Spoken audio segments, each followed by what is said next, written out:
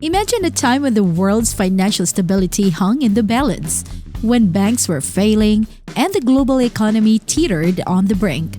In 2008, this grim scenario became a reality, shaking the foundations of the financial world.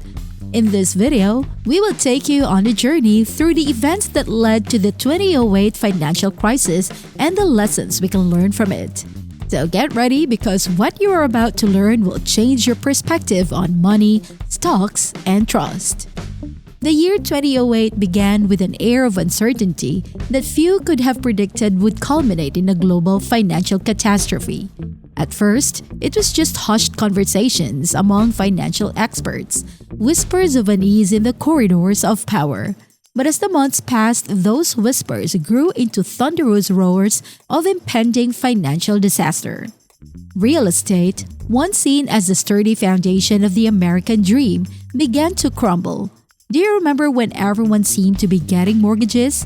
Banks and financial institutions were handing out loans like candy. They mixed risky, subprime mortgages with safe ones, gave them optimistic ratings, and sold them off like hotcakes. However, when homeowners began defaulting on their mortgage payments, a chain reaction was triggered. The housing bubble burst, bringing down colossal banking institutions, including giants like Lehman Brothers.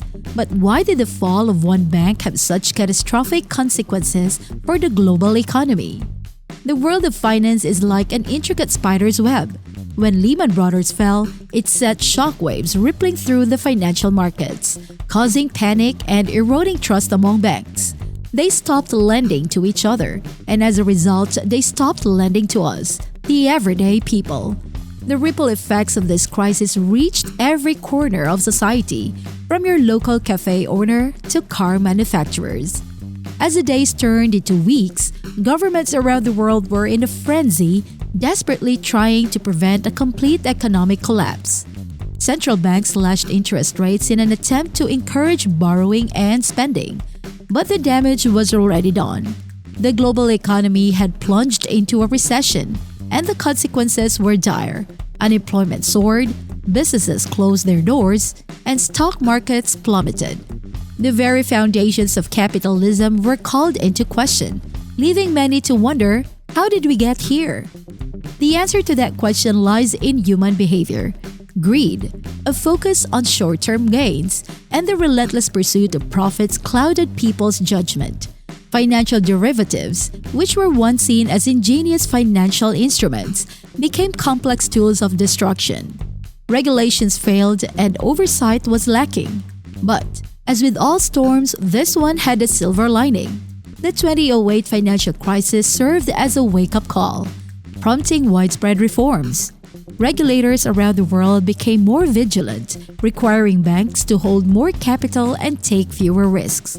Entire systems were overhauled, new agencies were established, and policies were rewritten. By the way, if you're finding this content insightful, do consider subscribing to Market Matters Media. We dive deep into significant market events and phenomena, ensuring you stay ahead of the curve. Now, let's step back and unravel the complexities of this monumental disaster. It all began with a quintessential American dream: home ownership. For years, housing prices had been steadily rising, making real estate seem like a safe investment. The demand for homes led banks and lenders to relax their lending criteria.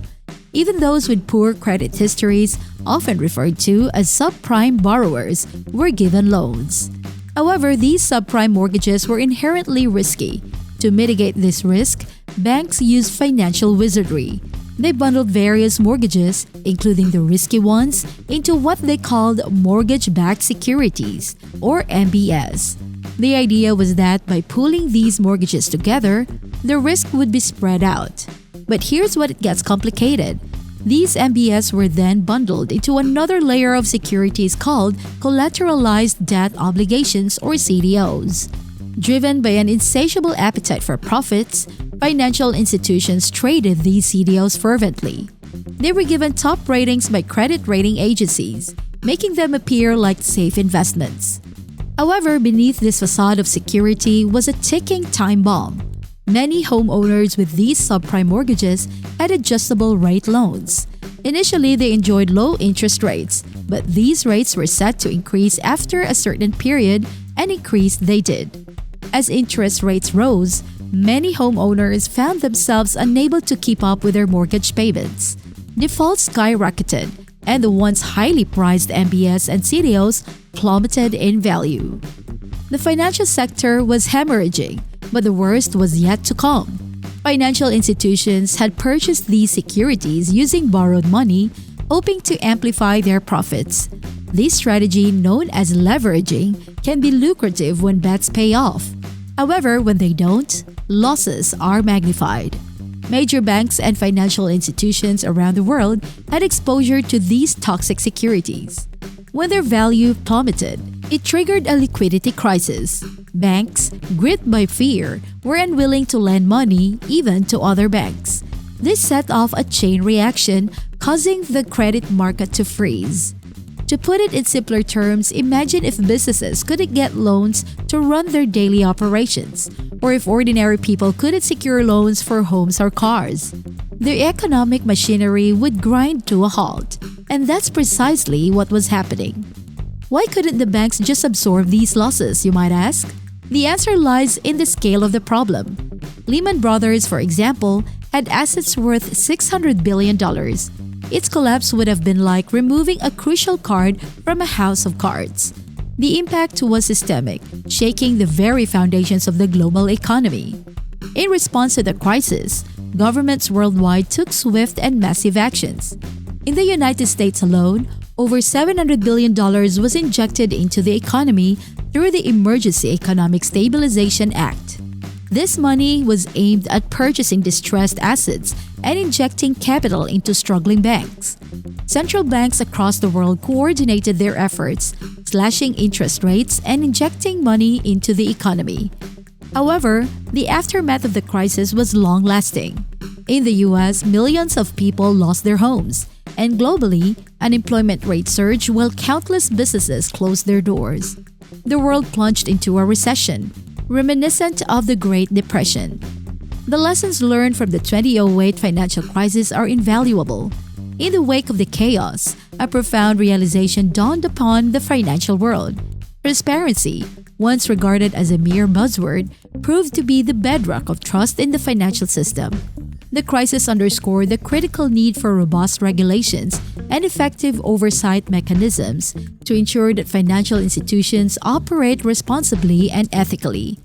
Moreover, the devastating consequences of unchecked greed became glaringly apparent, serving as a stark reminder that avarice in pursuit of short-term gains can have far-reaching and destructive repercussions.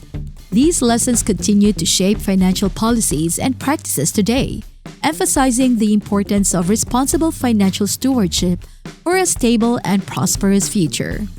As we reflect on the events of the 2008 financial crisis more than a decade later, we must ask ourselves, have we truly learned from our mistakes, or are we destined to repeat them? As investors and citizens, it is our duty to remain vigilant, ask questions, and hold institutions accountable. Thank you for joining us on this journey through one of the most tumultuous periods in financial history. At Market Matters Media, our mission is to shed light on important financial topics, ensuring that you stay informed. If you found this deep dive insightful, please give this video a thumbs up and don't forget to subscribe for more informative content.